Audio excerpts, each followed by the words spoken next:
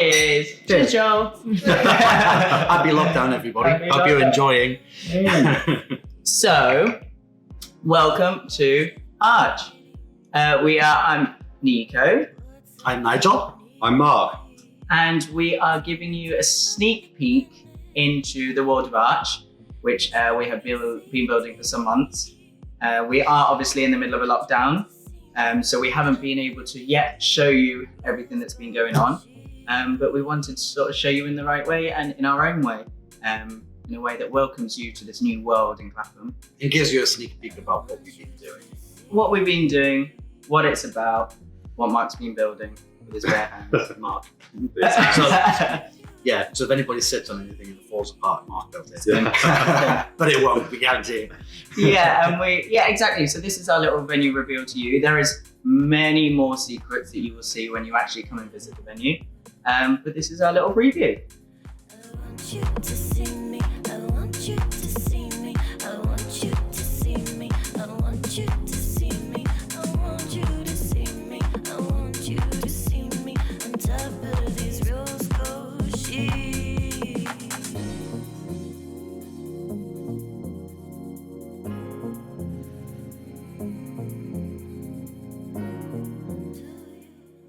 So my background is kind of always been retail based. So I spent my entire career working in retail. So 27 years at WH Smith gave me a pretty good background in how to manage a retail business and manage costs and make things work effectively. It gave me a really kind of grounded background in how profitable businesses deliver results. But after that amount of time working for the same company, you start to think there's got to be more to life than this. And moved away from that and took a real big change of direction and moved into the sort of industry that we're now in with Fetch with somebody else. Again, that gave us a lot of learning and helped us to build a lot of relationships, and probably was a good starting point for where we managed to move to with Fetch, which I think we'd never anticipated being able to do. It kind of just came from nowhere, really. And 3 years down the line, we decided that it was time to move Fetch in a different direction. And we'd always wanted, when we first opened the Fetch brand, It was always a lifestyle.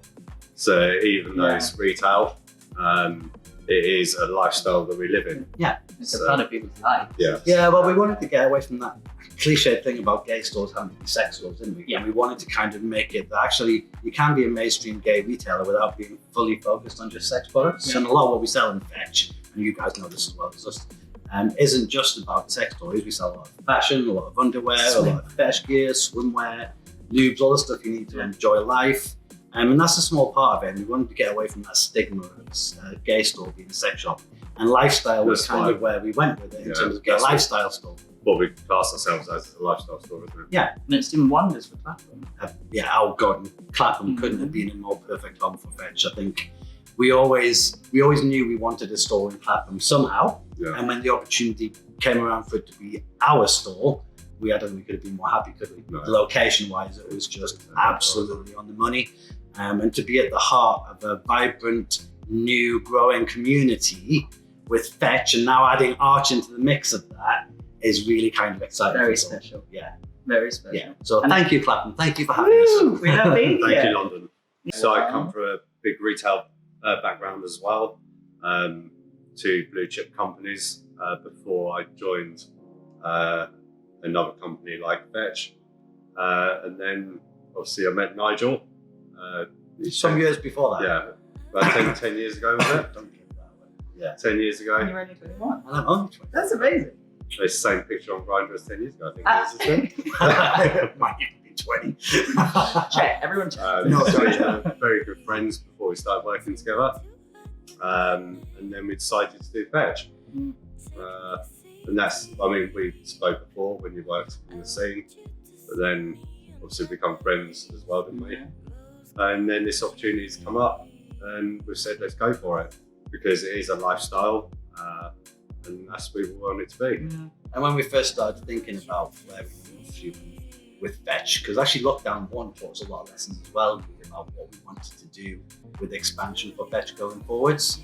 And it's no surprise and it's no shock that we don't really want to open any more bricks and mortar store. You know, the world has changed massively with COVID, and a lot of things have moved online. So whilst we will always have a heart here in Clapham in terms of the physical store, our focus for Fetch will move very much to online, and also our own brands and the things we bring into the store that nobody else has. So Arch was the natural next progression in doing something that bolted onto what Fetch is about. And in all honesty, when we started to talk about it, the first thing that came to our mind is we have to get Nico. Yeah. And Nico has to be part of the Arch experience. 'Cause Yes, actually, please. you know, our friendship also goes back quite a long time. Yeah, as well, yeah, doesn't yeah. it? Yeah. And collectively, I think we have a lot. We each bring something very different Yeah. to the table about what we contribute to the project. And Nico is by far the most natural fit in terms of the person who's going to figurehead it, I guess. So the face of Arch will not be Mark and myself. So you'll be very happy. They're going to be the go-go. I'm going to do the DIY. I'm not going to comment on that. And yeah, like very similar to you guys, you know, my background obviously is hospitality and very much Soho and the gay scene of Soho. And you know, I grew up in Soho. I started there when I was 18, and it was wonderful to feel sort of the liberation and be a part of that freedom and that community spirit. And again, for you know, 2 huge brands previous to here. And it's nice to be able to continue kind of my own ethos on what hospitality should be and gay venues should be, but in our own way. And very much like you were talking about with Fetch, what lockdown has taught us, what COVID has taught us, how you have to kind of advance and change. And we've proudly built a venue here that is very much that, but in hospitality. You know, hospitality is the worst hit industry there is out there, right? The world's changed a lot in the past 9 months now, doesn't it? Yeah. And you know, signs of a vaccine at the end of the tunnel, but how long before that actually starts to have an effect? And actually, people's ways of lives have changed. The way people enjoy spare time has changed. And I don't think there's going to be a massive rush back to normality once all of this is over. So what we're trying to build here is an experience that takes all those new normals into consideration and actually gives people the chance to make the most of the social time in ways that you kind of got used to over the past 9 months. And I think that's very much developed this venue into something that we never even thought it would be, right?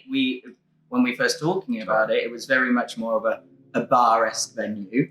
And we proudly actually built it into this very social hybrid space that is covering and reflecting every part of every day, but keeping people safe whilst reminding them gay venues are still very much here, hospitality is very much here, and you know, like we will keep fighting on their side to make sure that they have that in there. You know, the quality of House Tequila is Patron. We're so tagging Patron. Our House Tequila is Patron, you get nothing else. We do nothing else. We do nothing else, and it's really turned into a really proud project for us. Right? But what I love about what we've done is what you can probably tell from the style of the building and the fact we're talking about homemade food and Patron. It's a really quality product that we're offering, but actually we're not doing that at a premium price. No, we're doing it at a price that is reflective of the standard of what we're doing, but actually is within everyone's reach. We understand what position everyone's in, right? Tough times. Tough times. Thank you. Everyone in Soho will be like, well, she's still a lush. Yes, I am.